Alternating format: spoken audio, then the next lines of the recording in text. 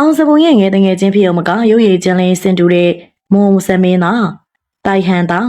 အားလုံးပဲမင်္ဂလာပါဒီစလေပိနူပိကနေပြန်လေကကြိုဆိုလိုက်ပါတယ်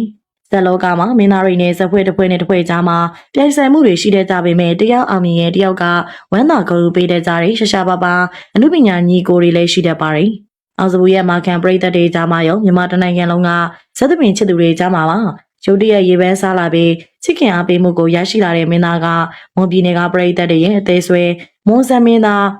တိုင်ဟန်သားဖြစ်ပါတယ်။တိုင်ဟန်သားမွန်ပြည်နယ်မှာနာမည်ကြီးပြီးအောင်မြင်မိသားဖြစ်တယ်လို့နိုင်ငံခြားပွဲမှာလည်းမကြာခဏတည်ဆိုရတဲ့မွန်မင်းသားဖြစ်ပါတယ်။အခုမှဆန်မင်းသားဖြစ်လာတာမဟုတ်ပဲသူ့ရဲ့ဖေကနာမည်ကျော်မွန်ဆန်မင်းသားမင်းသားကြီးမွန်ချစ်ဆိုးဖြစ်ပါတယ်။မွန်ချစ်ဆိုးကလည်းမွန်ပြည်နယ်မှာရှရှမ်းတောင်အောင်မြင်ခဲ့ပြီးဖခင်ဖြစ်သူရဲ့အောင်မြင်မှုတွေကိုငယ်စဉ်ကလေးဘဝတွေကမျက်စိအောင်မှမြင်တွေ့ကြည့်မြင်လာခဲ့သူပါ။တိုင်းတန်ပုံစံတွေကသူ့တော်ရင်းနှီးကျဝင်ပြီးသားဖြစ်နေရကြောင်းအနုပညာလောကတွေကိုဝင်ရောက်လာပါတယ်။အောက်စဘူနဲ့ခင်မင်နာကိုလူအများကမသိရင်တွေကတိုင်ဟန်သားဟာမွန်ပြည်နယ်နဲ့မွန်တိုင်းသားတွေကြားမှာထိတ်တန်းအဆင့်အောင်မြင်နေတဲ့ဆမင်းသားဆိုတော်တူဖြစ်ပါတယ်။ရုပ်ရည်ချုံမပြည့်တယ်လို့ပြင်းဆိုလဲကောင်းတာကြောင့်မလို့မုံမင်းကလေးတွေရဲ့အသေးဆွဲဖြစ်နေသူပါ။လွန်ခဲ့တဲ့ချက်ပိုင်းမှာတော့အောက်စဘူဟာသူ့တငယ်ချင်းတိုင်ဟန်သားအကြောင်းကိုစင်ပေါ်မှာပြပြခဲ့ပါတယ်။မွန်ပြည်နယ်မှာသူနဲ့ခင်မင်ရတဲ့တငယ်ချင်းတိုင်ဟန်သားရှိကြောင်းပြောလိုက်တဲ့အခါတိုင်ဟန်သားအကြောင်းကိုပရိသတ်တွေကရှာဖွေကြပါတော့တယ်။အောက်စဘူကိုချစ်လို့မွားတဲ့ပရိသတ်တွေက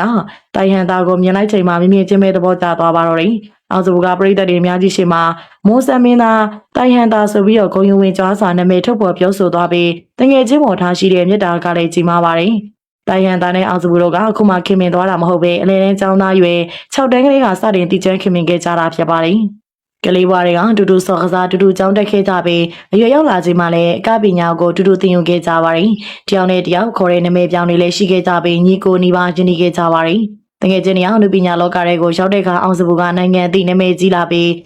တိုင်ဟန်သားမွန်ဆက်သမင်လောကမှာထိတန်းရောက်လာပါတယ်။အောင်စဘူကိုယူမှုချစ်ကြတဲ့အမာကန်ပရိသတ်ဖန်တွေဟာကိုမင်းဆန်မင်းသားနဲ့ငယ်တငယ်ချင်းဖြစ်တဲ့တိုင်ဟန်သားကိုပါအလိုလိုရင်းနှီးရင်းနဲ့ချစ်ခင်လာပါတယ်။အရင်တုန်းက